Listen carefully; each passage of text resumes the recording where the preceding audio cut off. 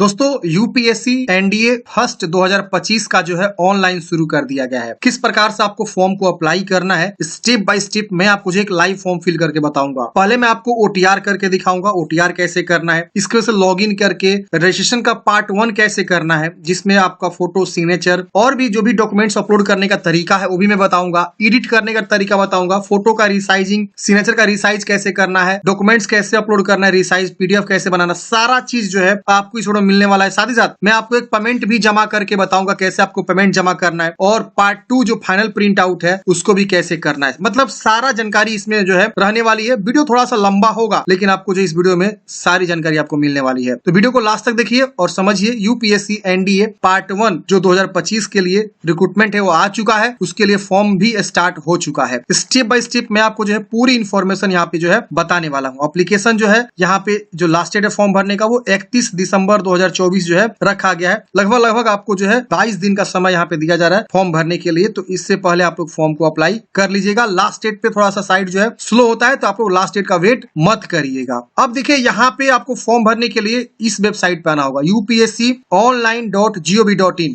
ये official site है जहां से आप लोग फॉर्म को भरते हैं। अभी मैं कुछ देर बाद जो है सीडीएस के लिए भी वीडियो लेकर आऊंगा। सीडीएस और एनडीए हर साल 2 बार आता है, और सीडीएस जो होता है ग्रेजुएशन पास पे होता है, और एनडीए जो होता है वो आपका 12th पास पे होता है। दोनों है डिफेंस लाइन की ही जॉब होती है। अब यहाँ पे आप देखेंगे तो आपको सबसे पहले एक न्यू रजिस्ट्रेशन करना होगा। अगर आप पहले से ओटीआर किए हैं, जैसे पिछली साल आप फॉर्म भरे थे, आपका सिलेक्शन किसी कारणवश नहीं हो पाया, यानी इससे पहले वाले एग्जाम में आप बैठे थे, सिलेक्शन नहीं हो पाया किसी कारणवश से, तो आप उसी ओटीआर से लॉगिन कर सकते हैं। ओटीआर लॉगिन करने के लिए अपना ईमेल आईडी लिखिए, गेट ओटीपी पे क्लिक करेंगे, आपके ईमेल पे ओटीपी जाएगा, ओटीपी यहाँ लिखिए और इस कैप्चा कोड को भर के लॉगिन करेंगे। आपका यहाँ पे डैशबोर्ड खुल जाएगा और रिक्रूटमेंट में जाके आप जो है देख सकते हैं, आपका फॉर्म वहां पे लाइव रहेगा, आप फॉर्म भर सकते हैं। अगर आप पहली बार यूपीएससी एनडीए का फॉर्म भर रहे हैं तो आपको सबसे पहले एक नया रजिस्ट्रेशन करना होगा, जिसको हम लोग ओटीआर बोलते हैं, वन टाइम रजिस्ट्रेशन। आप इस पे क्लिक करेंगे, यहाँ पे आपको अपना नाम लिखना है जिस तरह से मैट्रिक के मार्कशीट पे है। फिर अपने नाम को वेरीफाई करेंगे, मतलब दोबारा नाम को लिखेंगे। आपने अपना नाम कभी चेंज किया तो यस करेंगे वरना नो करेंगे। फिर यहाँ जेंडर बताएंगे, फिर दोबारा जेंडर को बताएंगे। यहाँ डेट ऑफ बर्थ, फिर डेट ऑफ बर्थ, हर चीज को 2 बार बोला गया लिखने के लिए ताकि आपसे गलती ना हो। फादर्स नेम,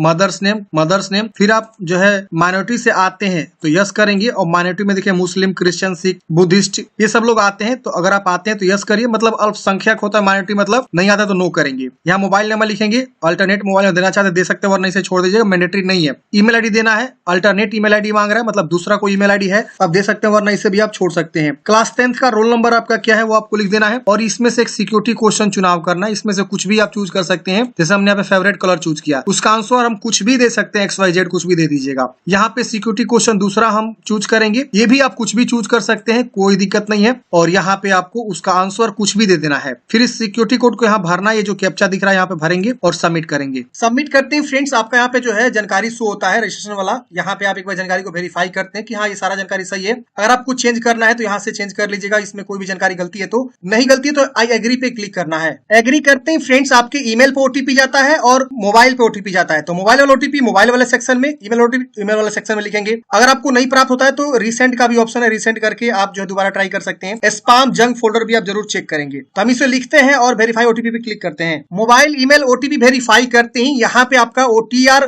कंप्लीट हो जाता है, और यहाँ प्रिंट का बटन मिलता है। प्रिंट करके इसे आप हार्ड कॉपी जरूर अपने पास सुरक्षित रख लीजिएगा। अगर इस बार आपका सिलेक्शन नहीं होता है किसी कारणवश से, तो अगली बार इसी ओटीआर पे आप जो है क्या करेंगे, फॉर्म को भरेंगे, या उसके अगले साल या साल में 2 बार वैकेंसी आती है तो जो सेकेंड फेज आएगा उसका भी आप इसी ओटीआर से फॉर्म को भरेंगे। तो इस चीज को विशेष ध्यान दीजिएगा। इसे प्रिंट आउट निकाल के अपने पास हार्ड कॉपी सुरक्षित रख लीजिएगा। अब क्या करना है फ्रेंड्स, आपको इसे प्रिंट कर लेना है। प्रिंट करने के बाद से अब आपको जो है यहाँ पे लॉगिन का सेक्शन बना है ऊपर में, आप लॉगिन वाले ऑप्शन पे क्लिक करेंगे। अब आप फ्रेंड्स जो है लॉगिन पेज पे आ जाते हैं। यहाँ पे आपको लॉगिन करके जो है फॉर्म को अप्लाई करना है। आप यहाँ पे 3 प्रकार से लॉगिन कर सकते हैं। एक आप ईमेल आईडी के थ्रू, जो यहाँ ईमेल आईडी लिखेंगे, गेट ओटीपी पे क्लिक करेंगे, आपकी ईमेल पे ओटीपी जाएगा, यहाँ ओटीपी को लिखे कैप्चा कोड भर के लॉगिन कर सकते हैं। दूसरा मोबाइल नंबर के थ्रू, तीसरा ओटीआर आईडी के थ्रू। तो ओटीआर आईडी अभी आपको नहीं मिलेगा, जब आप लॉगिन कर लेंगे ना ईमेल मोबाइल के थ्रू, तो वहां पे आपको ओटीआर आईडी बनाना पड़ता है पासवर्ड क्रिएट करके। तो हम ईमेल और मोबाइल दोनों में से किसी के थ्रू भी हम यहाँ क्या कर सकते हैं, लॉगिन कर लेते हैं। लॉगिन करते हैं फ्रेंड्स, इस प्रकार से आपका डैशबोर्ड ओपन हो जाता है। यहाँ पे आप देखेंगे तो आपको जो लेटेस्ट DAF है, लेटेस्ट नोटिफिकेशन है, एप्लीकेशन हिस्ट्री है,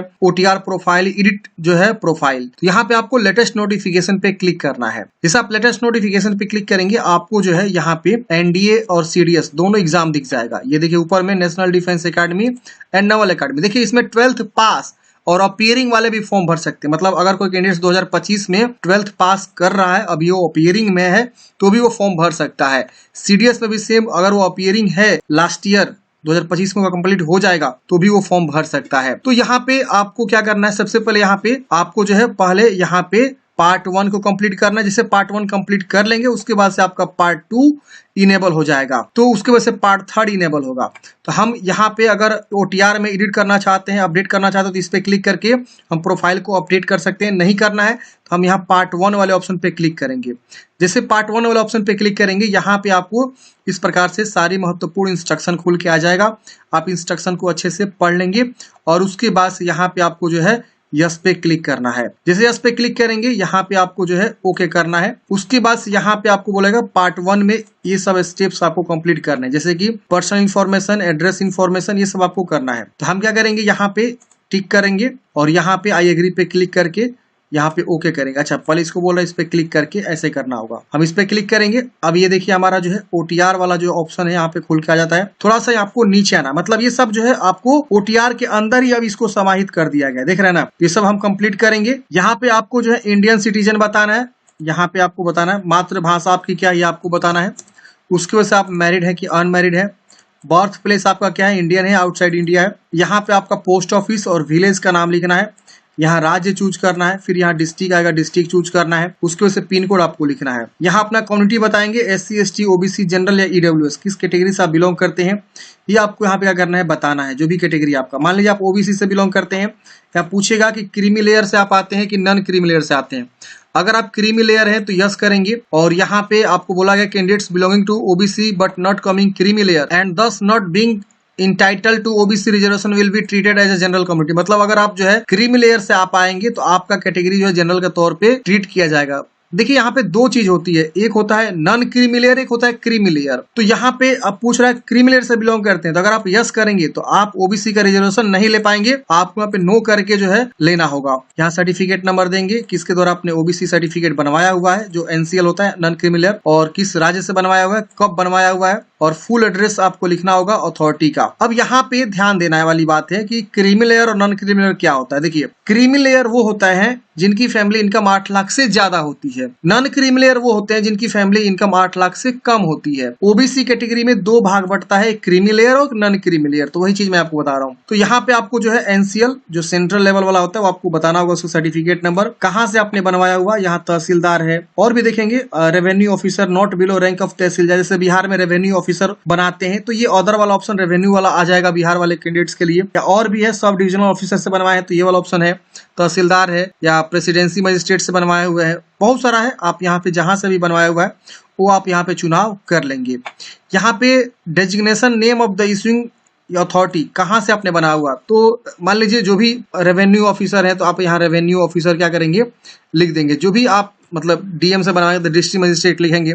जहां से भी आपका सर्टिफिकेट बना हुआ है NCL, उसके नीचे में सिग्नेचर रहता है, जो भी ऑफिसर सिग्नेचर किया रहता है वो आप यहाँ पे क्या करेंगे लिख देंगे उसका नाम। अब यहाँ पे मतलब उसका पद का नाम, डेजिग्नेशन का नेम लिखना है। यहाँ पे आपको जो है डिक्लेयर करना है कि जो भी आपने जानकारी यहाँ पे दिया हुआ है वो यहाँ पे सही है। अब यहाँ पूछ रहा है कि स्टेट इशूइंग अथॉरिटी, मतलब किस राज्य से आपने बनाया हुआ है, और इशू डेट क्या है, मतलब आपका सर्टिफिकेट कब बना है। Full address of issuing authority, पूरा एड्रेस लिखना है जहां से अपना जो है ये जाति प्रमाण पत्र आपने बनवाया हुआ, मतलब ये NCL आपने बनवाया हुआ है तो उसका एड्रेस वो ब्लॉक का एड्रेस होगा जहां से आपने बनाया, या अनुमंडल से बनाया तो अनुमंडल का एड्रेस होगा, जिला से बनाया तो उस जिला का एड्रेस जो भी होगा आप यहाँ पे पिन कोड के साथ लिख देना है। जैसे मान लीजिए आपने बनाया हुआ एक ब्लॉक है, मान लीजिए भोरे ब्लॉक, ठीक, सर्कल ऑफिसर, यहाँ पे सर्कल ऑफिस ऐसे करके, full address of issuing authority यहाँ पे बता रहा है, पूछ रहा है गोपालगंज ऐसे करके, मतलब मैं लिख रहा हूँ एड्रेस यहाँ पे 841426, ठीक है, ऐसे आपको लिख देना है। अब यहाँ पे नेम ऑफ द कास्ट, आपका कास्ट का नाम क्या है जो आपके मेंशन किया गया है कम्युनिटी सर्टिफिकेट पे, वो आपको यहाँ पे लिखना है। और यहाँ पे आपको सेंट्रल लिस्ट सीरियल नंबर क्या है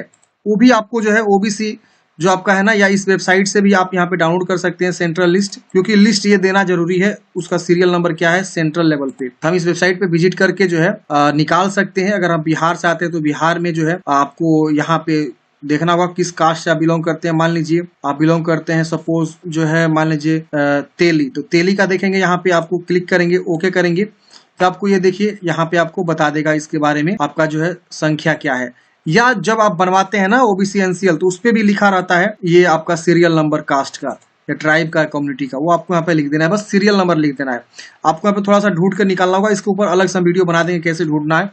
अगर आपको पता है तो आप लिख सकते हैं, नहीं तो आप इस वेबसाइट से जाके निकाल सकते हैं। यहाँ विकलांग है तो यस करेंगे वरना नो करेंगे। अब मान लीजिए सपोज हमने यहाँ पे ओबीसी के लिए यहाँ पे जानकारी दी, अगर कोई एससी से आता है तो एससी में भी यहाँ पे देखेंगे अपना सर्टिफिकेट नंबर। एससी में हालांकि सेंट्रल लेवल पर नहीं बनता है जाति, एससी एसटी में सेंट्रल लेवल पर नहीं होता है, यहाँ दोनों का सेम होता है। इस तरह से आप देखेंगे यहाँ पे पूछ रहा है सर्टिफिकेट नंबर, वही सेम कहाँ से आपने बनवाया हुआ है ये आपको बताना है, और उसका डेजिग्नेशन यहाँ पे किस राज्य से बनवाया, कब बनवाया हुआ है, और फुल एड्रेस आपको लिखना है जहाँ से आपने जाति बनवाया हुआ है।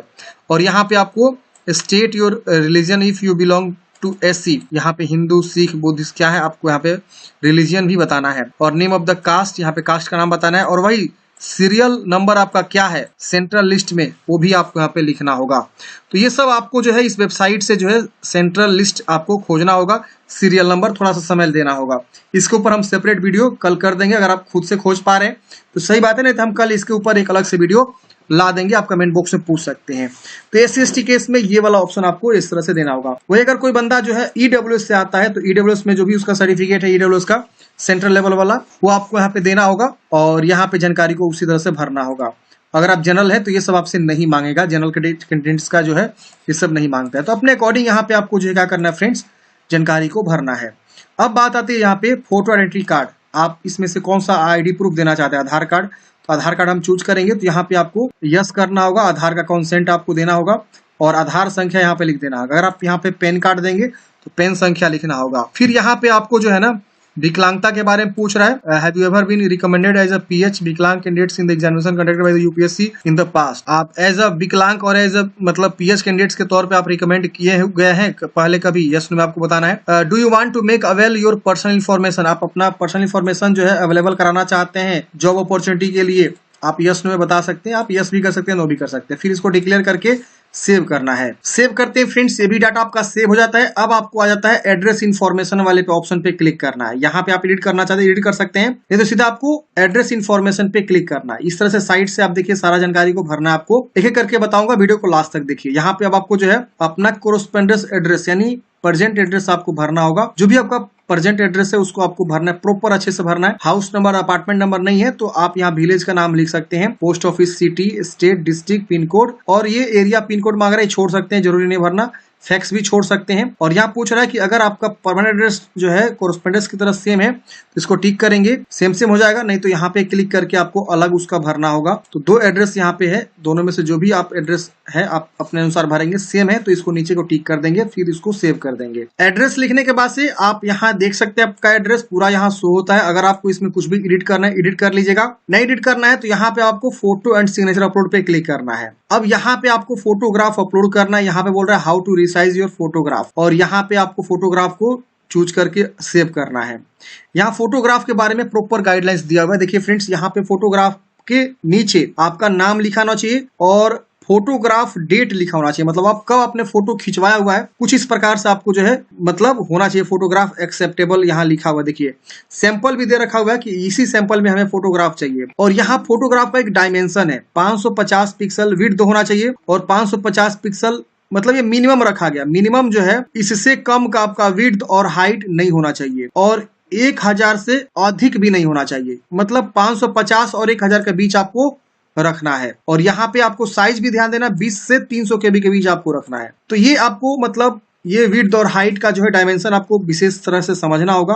मैं अभी आपको एक करके दिखाऊंगा, मतलब क्या कि अगर आप 700 बाई 900 रखेंगे ना इजिली आपका हो जाएगा, मतलब इसी के बीच होना चाहिए, इससे और इसके बीच होना चाहिए विड्थ और हाइट दोनों। 550 और 1000 के बीच आप मतलब रखिए कोई भी डायमेंशन, या तो 600 बाई 800 रख लीजिए, 700 बाई 900 रख लीजिए, या 650 बाई 950 रख लीजिए, ऐसे आप रख सकते हैं।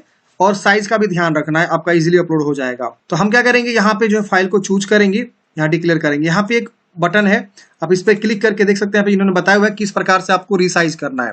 तो यहाँ पे आपको रिसाइज MS पेंट में ओपन कर लेना है फोटो को, रिसाइज पे क्लिक करके यहाँ पे आपको जो है पिक्सल ला देना है, ये पिक्सल का देखिए ऑप्शन है, और यहाँ पिक्सल पे क्लिक करेंगे तो यहाँ पे आपको भर देना है जो भी फाइल साइज बताया गया है, और उसको सेव एज करके JPG में सेव करके उसको अपलोड करेंगे, इजिली यहाँ पे अपलोड हो जाएगा। चलिए हम यहाँ पे फोटो को चूज कर लेते हैं। तो फ्रेंड्स हमने यहाँ पे फोटोग्राफ को जो है अपलोड कर दिया है। अभी मैं आपको बताऊंगा फोटोग्राफ का मैंने डायमेंशन क्या रखा हुआ है। अब हम आते हैं सिग्नेचर पे क्लिक करना होगा। सिग्नेचर पे क्लिक करने के बाद से यहाँ पे हम सिग्नेचर को भी चूज करेंगे। सिग्नेचर का जो है साइज बताया गया है JPG फॉर्मेट में होना चाहिए, और यहाँ पे बताएगा 20 से 300 KB के बीच, और इसका भी साइज 350 से लेकर 550 के बीच ही होना चाहिए। या तो आप साइज 350 इंटू 550 रख सकते हैं हाइट में, या तो 450 और 550 भी रख सकते हैं, 400 और 500 भी रख सकते हैं, ऐसे करके आपको रखना होगा। और यहाँ पे सैंपल दे रखा हुआ है एक्सेप्टेबल सिग्नेचर, इसी तरह से आपको सिग्नेचर को चूज करना है। मैं यहाँ चूज पे क्लिक करूंगा, यहाँ पे मैं सिग्नेचर को चूज कर लेता हूँ और मैं इसे सेव करूंगा। हमारा सिग्नेचर इजीली जो यहाँ पे अपलोड हो जाएगा। ये देखिए सिग्नेचर यहाँ पे हमारा जो है, अच्छा ये नॉट ग्रेटर देन 550 पिक्सल, अब देखिए बोल रहा है 550 पिक्सल से ज्यादा नहीं होना चाहिए। तो हम इसे क्या करेंगे, रीसाइज कर लेते हैं ओपन विथ पेंट, और यहाँ पे हम क्या करेंगे रीसाइज, और यहाँ पिक्सल, और यहाँ देखिए गड़बड़ हो गया है ना, 350 यहाँ पे होना चाहिए, और यहाँ पे हमारा होना चाहिए 550, तो 525 हो जाएगा। अच्छा ये गड़बड़ हो जाएगा थोड़ा सा, इसको हम करते हैं 500 और इसको करते हैं 400, ठीक है ना। अब हमारा ये ले लेना चाहिए शायद, देख लेते हैं एक बार। ये देखिए हमारा सिग्नेचर ले लिया। तो ऐसे हम जो है फोटो सिग्नेचर को क्या कर सकते हैं, रिसाइज कर सकते हैं, ठीक है ना। अब हम चाहे तो एडिट कर सकते हैं, हम चाहे तो आगे नेक्स्ट करेंगे। अब हम एजुकेशनल इन्फॉर्मेशन पे चले जाएंगे। अब यहाँ पे जाने के बाद से अब हमारा अगला स्टेप खुल के आ जाएगा, मैट्रिक की जानकारी भरना है, इसे सेव करेंगे। मैट्रिक में आपको क्लास बताना है, मतलब फर्स्ट है या मतलब या थर्ड है, जो भी आपका होता है, या नॉट अप्लीकेबल है, तो इस तरह से आप यहाँ पे बता सकते हैं। परसेंटेज क्या है आपका, CGPA स्कोर क्या है, यहाँ पे अगर है तो बताएंगे, पासिंग ईयर, सब्जेक्ट और स्कूल का नाम और बोर्ड का नाम यहाँ पे आपको लिखना है। तो 10th के बारे में आपको जानकारी लिख के इसे सेव कर देना है। तो हमने यहाँ पे 10th की जानकारी ऐड कर लिया है। अगर हमको एडिट करना है एडिट करेंगे, नहीं तो हम यहाँ पे 12th वाले ऑप्शन पे क्लिक करेंगे। अब 12th में आपने कंप्लीट कर लिया तो कंप्लीट चूज करेंगे, और यहाँ पे आपको उसी के अकॉर्डिंग जानकारी यहाँ खुल के आएगा। अब आपको यहाँ पे क्लास बताना है, मतलब फर्स्ट डिवीजन या सेकेंड डिवीजन, जो भी आप यहाँ पे बता सकते हैं। अगर आपका डिवीजन वाला सिस्टम नहीं है तो आप नॉट अप्लीकेबल भी लिख सकते हैं, ठीक है ना। अब यहाँ पे आपको परसेंटेज बताना है। अगर आपका परसेंटेज है तो परसेंटेज लिख दीजिए, अगर आपका CGPA वाला है तो CGPA लिखिए। या तो परसेंटेज होगा या तो CGPA, कोई एक ही होगा, दोनों हो नहीं सकता है, तो एक ही कोई आपको लिखना है। और यहाँ पासिंग ईयर, सब्जेक्ट क्या है आपके, कॉलेज का नाम और यहाँ बोर्ड का नाम, ऐसा आपको लिख के सेव कर देना है। अगर आप 12th अपीयरिंग है तो अपीयरिंग चूज करेंगे, और अपीयरिंग चूज करते हैं फ्रेंड्स, यहाँ पे आपको आएगा अपीयरिंग में इस तरह से, और उसको आप यहाँ पे क्या कर सकते हैं, एडिट करना चाहते हैं एडिट कर सकते हैं, नहीं तो इसे भी सेव कर सकते हैं। तो अपीयरिंग वाले के लिए सीधे यहाँ पे अपीयरिंग इस तरह से लिख देगा। अब आपको अपलोड डॉक्यूमेंट्स पे क्लिक करना है। जैसे आप इस पे क्लिक करेंगे, अब यहाँ पे आपको मैट्रिक का सर्टिफिकेट या स्कूल लिविंग सर्टिफिकेट, जो कि डेट ऑफ बर्थ के प्रूफ के तौर पे मांगा जा रहा है, और इसके बाद से यहाँ पे आपको 12th का जो है सर्टिफिकेट या ग्रेजुएशन पास सर्टिफिकेट इक्विवेलेंट बोला गया है। तो यहाँ पे आपको 12th का अगर आप अपीयरिंग है तो उस केस में आपको यहाँ पे जो है ये मैंडेटरी नहीं किया गया, देखिए यहाँ पे लिखा गया मैंडेटरी नहीं है, स्टार मार्क्स लगाया नहीं है। अगर 12th आप पास होते तो यहाँ ये मैंडेटरी होता, तो आपको यहाँ पे लगाना होता। यहाँ आईडी प्रूफ, अगर आप आधार कार्ड दिए थे तो आधार कार्ड का ID proof, voter ID card दिए थे तो वोटर आईडी कार्ड का आईडी प्रूफ, जो आप दिए थे वो आप यहाँ पे लगाते। फिर यहाँ पे आपको OBC मांग रहा है, मतलब SC ST या OBC या EWS, जो भी आपका जाति सर्टिफिकेट है, जो आपने जानकारी दिया है वही वाला जाति सर्टिफिकेट आप यहाँ पे लगाएंगे। Undertaking for OBC EWS candidates as applicable in a single file, मतलब यहाँ पे एक अंडरटेकिंग मांग रहा है। यहाँ पे क्लिक करेंगे तो एक परफॉर्मा यहाँ पे आपको डाउनलोड करने के लिए ऑप्शन आ जाएगा, instruction for OBC creamy layer, यहाँ पे देखना होगा क्या है परफॉर्मा मांग रहा है। और copy of undertaking must be submitted at the time of personality test, click here for proforma EWS undertaking. अच्छा ये EWS का अंडरटेकिंग यहाँ पे दे रखा हुआ है, आपको ये अंडरटेकिंग आपको देना होगा, ठीक है ना। इसको भर के अपना सिग्नेचर, रोल नंबर यहाँ पे लिख के, और इसको यहाँ पे आपको जो है अटैच करना होगा। हालांकि ये मैंडेटरी नहीं है, 5 में देख रहे हैं स्टार मार्क्स नहीं लगा हुआ है। यहाँ पे 6 नंबर भी मैंडेटरी नहीं है, आप इसे छोड़ सकते हैं।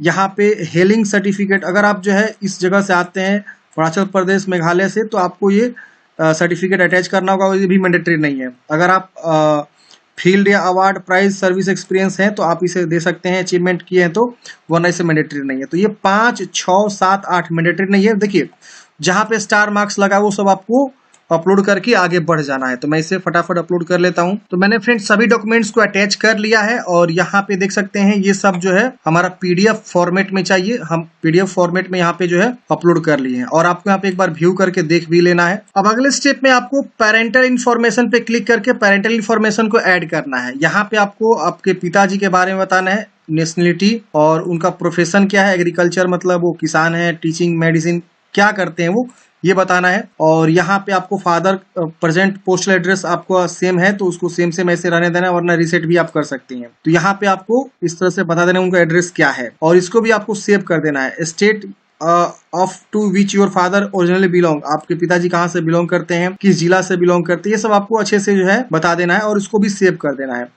अगर आपका सेम है इसको टिक करेंगे तो आपका जो एड्रेस है वो सेम एड्रेस यहाँ उठा लेगा और इसको भी आपको सेव कर देना है। यहाँ पे पूछ रहा है कि if your father is in service indicate the post, अगर आपके पिताजी सर्विस में है तो इंडिकेट कर देना किस सर्विस में, वरना नॉट अप्लीकेबल यहाँ पे आपको लिख देना है। थोड़ा सा इस बार बदलाव कर दिया गया है और यहाँ पे एनुअल इनकम क्या आपके पिताजी का ये आपको बता देना है यहाँ पे और उसको सेव कर देना है। तो ये आपका फादर के बारे में हो गया। अब यहाँ पे आपको मदर्स के बारे में आएगा, वो भी आपको बताना है।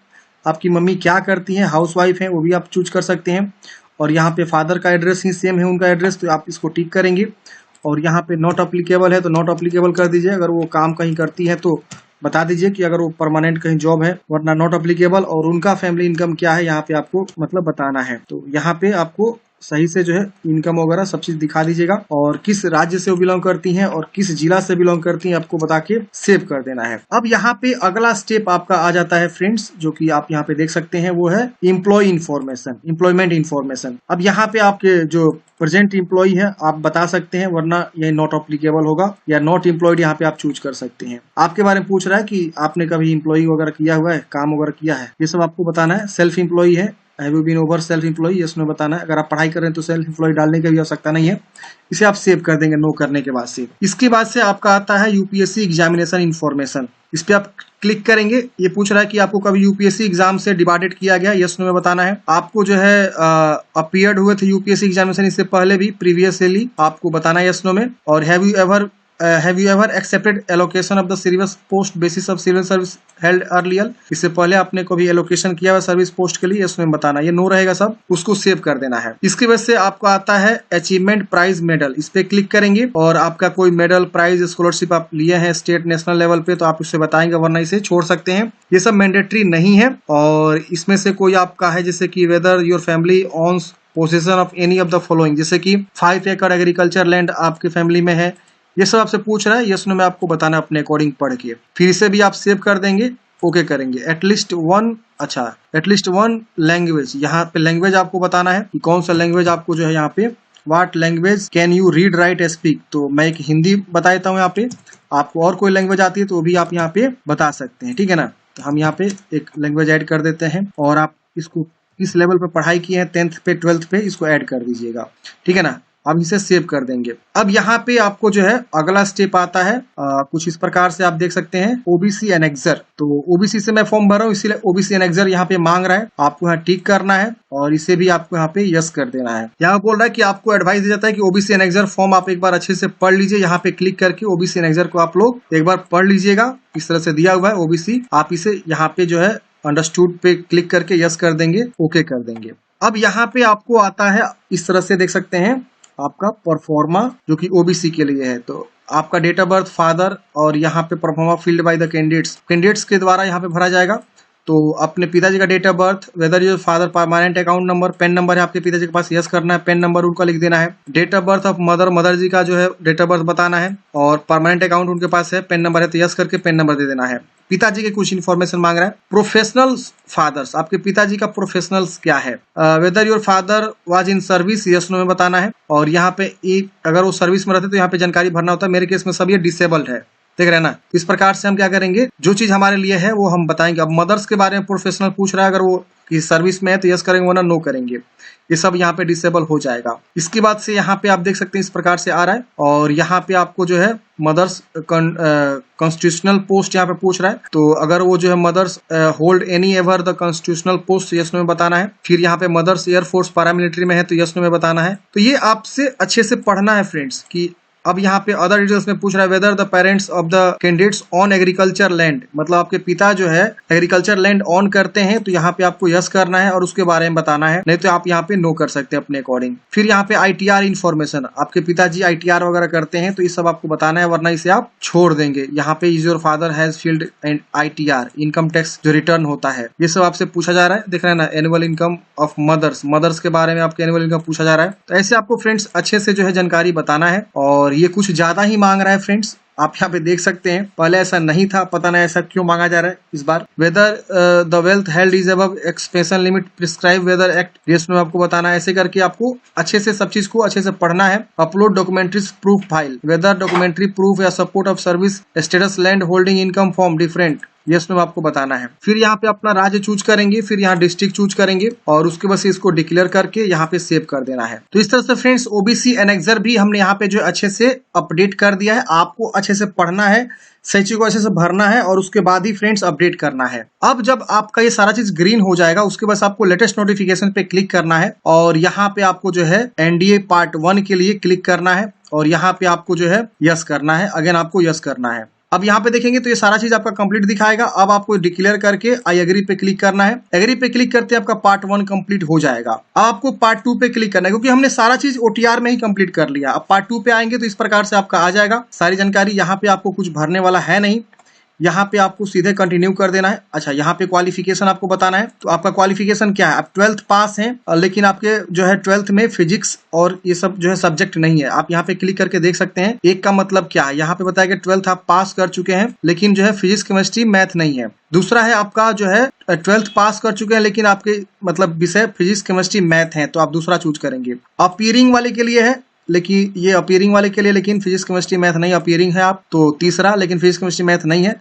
और चौथा है आप अपीयरिंग कर रहे हैं, लेकिन आपका फिजिक्स केमिस्ट्री मैथ के साथ आप अपीयरिंग है। तो इस तरह से आपको चारों में से जो भी एक ऑप्शन होगा आप यहाँ से जो है पढ़ेंगे, और यहाँ पे आप जो है चुनाव करेंगे। इसके बाद यहाँ पे आपको क्या करना है फ्रेंड्स, बता देना है। यहाँ पे आपको कंटिन्यू कर देना है। कंटिन्यू करते हैं फ्रेंड्स। अब यहाँ पे आपको इस तरह से आएगा। अब आपको पोस्ट का प्रीफरेंस देना है, जैसे कि आर्मी के लिए आप पहला प्रीफरेंस देना चाहते हैं, कि नेवी के लिए 1 2 3 करके आपको प्रीफरेंस देना है। 4 तक आप दे सकते हैं। तो मान लीजिए सपोज हम आर्मी के लिए 1 देंगे, इसके लिए 3 देंगे, इसके लिए 2 और इसके लिए 1 हम दे सकते हैं। ऐसे आपको देना है अपने अकॉर्डिंग। फिर यहाँ पूछेगा फ्रेंड्स कि आपने जो है वायुसेना की परीक्षा CPSC जो है वो आपने जो है असफल रहे, या उसमें आपको बताना है। और यहाँ पे पूछ रहा है कि क्या आप वायुसेना के GDO के लिए विचार किए जाना पसंद करेंगे, ये उसमें आप बता सकते हैं। और क्या आप मिलिट्री स्कूल के विद्यार्थी हैं, इसमें आपको बताना है। क्या आप JCO या NCO या अन्य रैंक के अधिकारी वार्ड हैं, सैनिक मिलिट्री स्कूल के विद्यार्थी हैं, इसमें आपको बताना है। फिर इसको भी कंटिन्यू करना है। जैसे कंटिन्यू करेंगे फ्रेंड्स, अब यहाँ पे आपको इस प्रकार से जो है शो होता है सारा जानकारी। आप अच्छे से वेरीफाई करेंगे कि हाँ सारा जानकारी सही, इसमें कुछ भी गलती है आप यहाँ पे जो है क्या करेंगे, सुधारेंगे। यहाँ नीचे में देखिए अपडेट का ऑप्शन है, अपडेट कर सकते हैं। नहीं है गलती तो आप इसको आई एग्री पे क्लिक करेंगे। आई एग्री पे क्लिक करते हैं फ्रेंड्स, आपका जो है ये वाला ऑप्शन कंप्लीट हो जाता है। अब आपको यहाँ पे जो है पे एग्जामिनेशन फी का ऑप्शन मिलता है, इस पे आपको क्लिक करना है। पे एग्जामिनेशन फी पे क्लिक करते ही यहाँ पे आपको 2 ऑप्शन मिलेगा, बाय कैश और बाय ऑनलाइन। तो आप ऑनलाइन चूज करेंगे, यहाँ कंटिन्यू पे क्लिक करेंगे। अब यहाँ पे आपके पास ऑप्शन आ जाता है UPI का, स्टेट बैंक डेबिट कार्ड का, अदर बैंक डेबिट कार्ड का, क्रेडिट कार्ड का। इसमें से कोई भी ऑप्शन के थ्रू क्या करेंगे, आप पेमेंट को जमा करेंगे। तो मैं फ्रेंड्स जो है UPI के थ्रू जो है QR कोड जनरेट करके पेमेंट यहाँ पे जमा कर रहा हूँ। और पेमेंट जो है 100 रुपीज का आपका लगता है जनरल OBC EWS को, बाकी सबका जो है फी यहाँ पे माफ होता है। तो फ्रेंड्स हमने पेमेंट जमा कर दिया है, और ऑटोमेटिक ये जो है आपका रीडायरेक्ट कर देगा उस वेबसाइट पे जैसी पेमेंट आप जमा कर देंगे। ये देखिए your transaction status is success, हम यहाँ ओके कर देंगे। अब हमको बोल रहा है कि ऑटोमेटिक जो है 15 सेकंड में इस साइट को रीडायरेक्ट कर दिया जाएगा आपके UPSC की वेबसाइट पे। हम यहाँ पे चाहे तो क्लिक भी कर सकते हैं। तो फ्रेंड्स हमने यहाँ पे पेमेंट जमा कर दिया। अब हम यहाँ पे करेंगे कंटिन्यू। यहाँ पे देखिए ट्रांजेक्शन स्टेटस में सक्सेस दिखा रहा है 100 रुपए यहाँ पे। अब यहाँ करेंगे कंटिन्यू। कंटिन्यू करते हैं फ्रेंड्स। ये देखिए हमारा ये भी अपडेट हो गया, ग्रीन हो गया। अब हमको सेंटर का सिलेक्शन करना है और एग्रीमेंट जो डिक्लेरेशन है उसको करना है। तो हम इस पे क्लिक करेंगे, और यहाँ पे हम एग्जाम सेंटर कहाँ लेना चाहते हैं उसका चुनाव करेंगे। तो जो भी हम एग्जाम सेंटर लेना चाहते हैं उसका ऑप्शन यहाँ देखने को मिल जाता है। हम यहाँ पे जो है डिक्लेरेशन करेंगे, यहाँ आई एग्री पे क्लिक करेंगे। आई एग्री पे क्लिक करते हैं फ्रेंड्स, हमारा फॉर्म जो है फाइनली कंप्लीट हो जाएगा। ये देखिए सारा चीज ग्रीन हो चुका है। अब हमको जो है प्रिंट आउट निकालना है। तो तो अब हम क्या करेंगे, यहाँ पे आ जाएंगे, इस पे क्लिक करेंगे और यहाँ पे जैसे क्लिक करेंगे हमारा जो है सब चीज कंप्लीट हो चुका है। देखिए यहाँ पे सब चीज कंप्लीट है। अब हम इस पे क्लिक करेंगे। इस बार थोड़ा सा जो है ना आवेदन फॉर्म कॉम्प्लिकेटेड बना दिया गया है। जो OTR वाला प्रोसेस है ना वो कॉम्प्लिकेटेड कर दिया गया है। तो आपको जो है OTR सही से करना होगा। मतलब पहले तो आप रजिस्ट्रेशन करेंगे। स्टार्टिंग में रजिस्ट्रेशन करने के बाद जैसे लॉगिन करेंगे ना, तो लॉगिन करने में बहुत सारे ऑप्शंस आपको देखने को मिल रहे हैं। अब कैटेगरी वाइज अलग अलग जो वेरी कर सकता है। ये देखिए हमारा प्रिंट आउट निकल गया। हम इसे प्रिंट आउट निकाल के अपने पास हार्ड कॉपी सुरक्षित रख लेंगे। तो यहाँ पे हम जब लेटेस्ट नोटिफिकेशन पाएंगे, देखिए सारा चीज मेरा कंप्लीट हो चुका है और यहाँ से हम देख सकते हैं। ठीक है ना, इस तरह से हमारा जो है कंप्लीट हो चुका है। मतलब ये वाला सेक्शन जो मैं बता रहा था आपको, मैं डैशबोर्ड पे एक बार आ जाता हूँ। ठीक है ना, तो यहाँ पे मैं लॉग आउट कर लेता हूँ एक बार, दोबारा लॉग इन करके मैं आपको दिखाता हूँ। डैशबोर्ड पे जब हम आते हैं ना, तो वहाँ पे जो साइड वाला ऑप्शन है वो आपको अच्छे से भरना जरूरी है। तो देखिए मैंने दोबारा से लॉगिन किया हुआ है। ये देखिए मैं एक दूसरा लॉगिन किया हूँ, दूसरा आईडी। यहाँ पे देखेंगे ये वाला जो सेक्शन है ना, ये जो आपका personal information, address information, photo signature upload, education information, documents upload, ये सब आपको सही से जो है मतलब जानकारी को भरना जरूरी है। तभी जाके आपका जो है यहाँ पे लेटेस्ट नोटिफिकेशन पे आप आगे कंटिन्यू फॉर्म को भर पाएंगे। तो ये फ्रेंड्स पूरा प्रोसेस था। आई होप आप लोग समझे होंगे। आपके मन में कोई भी डाउट्स है, कमेंट बॉक्स में पूछ लीजिएगा। मिलता है किसी नेक्स्ट वीडियो में। जय हिंद, आपका दिन शुभ हो। देखिए जितना आप कमेंट करेंगे ना, उसी हिसाब से हम भी वीडियो बनाने की कोशिश करेंगे, आपका प्रॉब्लम को सॉल्व करने की कोशिश करेंगे।